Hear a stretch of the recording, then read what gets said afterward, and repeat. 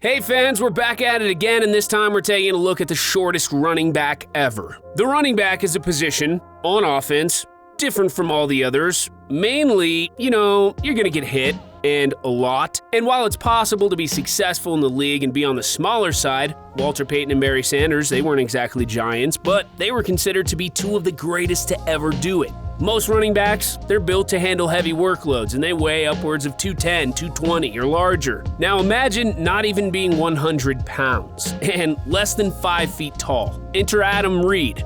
Before we get into our tale of the smallest tailback, Adam Reed, as well as a couple other vertically challenged athletes, go ahead and hit that subscribe button so you can stay up to date on all of our content. Got it? Great. Let's get started. Standing at 4 feet 5 inches tall and weighing in at just 95 pounds, Adam Reed might be one of the biggest stories to come out of football in recent memory. In a sport where being the biggest, the fastest, or the strongest can give you an added advantage against your opponent, Reed may not have had the size or the speed that pops out on any football field filled with larger athletes. But his heart? Well, his heart might be the biggest of them all. Reed himself says he doesn't let his size stop him from doing anything. If you see highlights of the diminutive Reed practicing, you'll see that he's not lying. Reed carried the ball, came out of the backfield as a receiver, and even blocked. You don't believe me? Just type his name in on YouTube and see it for yourself. The guy can play. Not only was he able to play, but if you peruse the comments section, it appears that Reed made a name for himself around town, and he was known for giving it his all when he put on the helmet and shoulder pads. And it wasn't like he played for just any high school. His school, Plantation, Florida's American Heritage. They've won back-to-back 5A state titles, the same school that produced New England Patriots starting running back Sony Michel. Now, if you're asking yourself why someone as short as Adam Reed chose football, well, simply put, Adam Reed has no quit. After playing on the JV team while others were chosen for the varsity team, Adam Reed wavered on quitting, but he decided to stick with it, and eventually, he made varsity. And he wasn't just brought up to varsity out of sympathy either. Former NFL cornerback Mike Rumph happens to be Heritage's coach and said Reed earned his spot through hard work and displaying a commitment to the team in summer workouts. Although Rumph doesn't cut players, he claimed that Reed was able to do everything that the coaching staff asked him to do. Reed is also said to have a real passion for the game, and he works harder than most of those around him, something that quickly endeared him to coaches and players. His passion for the game started at a young age as he grew up in Florida. His mom was a huge Dolphins fan, so football was big in their house on Sundays. Before long, Reed fell in love with the game too, and got his start playing flag football. He was forced to play flag due to size restrictions, but finally, he was able to strap on the pads in 6th grade. Reed faced criticism since his first days of playing football, but he never let it faze him. Adam claims his love for the game is stronger than anything people could say about him, so he just kept on going about his business on the football field and let people say what they wanted. While his opponents may joke or see a problem with his size, according to Coach Rumph, Reed's teammates and staff, they knew how talented and committed Reed was, so a lot of players looked up to the 4'5" running back. None of what Reed was doing was a big deal to them because they had seen it all the time on the practice field and in scrimmages. He was just one of the guys.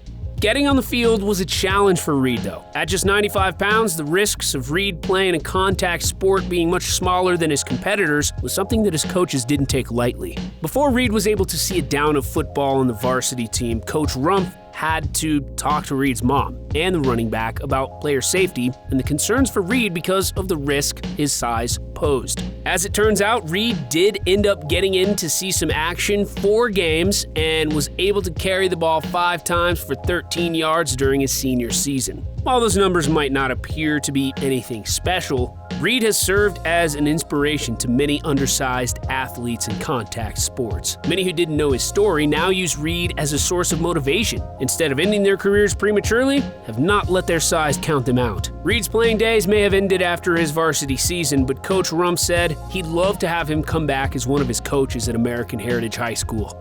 While Reed was an undersized running back in high school, there is a running back who was able to reach the next level in their athletic career despite being considered too small for this position. Standing a few inches taller than Reed at 4 feet 9 inches tall and with about 45 pounds on Reed, tipping the scales at just 135 pounds, is Jason Carter. Like Reed, Carter was considered drastically undersized. Unlike Reed, Carter was a stud in high school and also played two positions, running back and safety.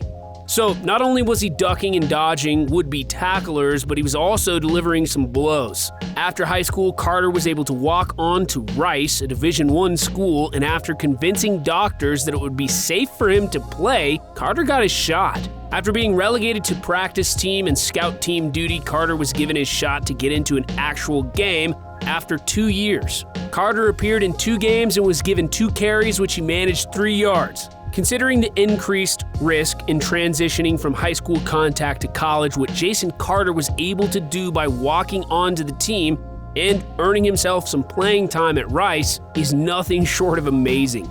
Now that we've looked at the smallest running backs in high school and college, it's time to go pro and see who the smallest athlete ever was to step on a professional football field. Now, to get this answer, we have to go all the way back to 1929, to a player who played on the Staten Island Stapletons and a blocking back named Jack Shapiro. That's Jack, Soupy Shapiro as they called him, and back in his day, Jack was standing at 5'1". Like Carter and Reed, Shapiro didn't see much of the field, appearing in just 1 game, but playing at the highest stage at his height is a feat of its own and has Shapiro in the Guinness Book of World Records. Now, in case you're wondering who the shortest player in the NFL is today, that title goes to New England Patriots rookie running back J.J. Taylor, who checks in at 5'5" and 188 pounds. What JJ lacks in height, he makes up in elusiveness and vision. If you're going to avoid those 250-pound linebackers, you better be fantastic in both of those areas, and that is something JJ has showcased to Bill Belichick and staff, which has earned him a spot on the New England Patriots roster. With an injury to the second-year running back Damian Harris, JJ Taylor was promoted to the 53-man roster for the 2020 season and looks to stand tall for all the other shorter running backs who've been told that they can't cut it in football because of their stature. Well, sports fans, that's it for some of the shorter athletes to ever lace them up on the gridiron. Little statures with big hearts that deserve big respect for even attempting to play a sport catered towards larger athletes. Do you think someone under 5 feet tall could ever cut it in the NFL? Let us know your thoughts. Drop us a comment and let's get the conversation going. If you haven't done so already, do me a favor, hit the subscribe so that we can hit you with the latest and greatest from football with more content like this. Until next time,